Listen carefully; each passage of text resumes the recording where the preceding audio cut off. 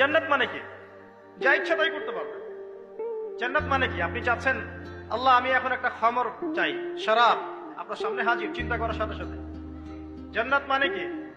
আল্লাহ আমি আপনাকে দেখতে চাই, আল্লাহকে আপনি দেখতে পারবেন। জান্নাত মানে কি? আপনি মধুর নহর, দুধের নহর, পানির নহর, শরাবের নহর, হুরেন ঈন চতুর্দিকে ঘোরাফেরা করছেন।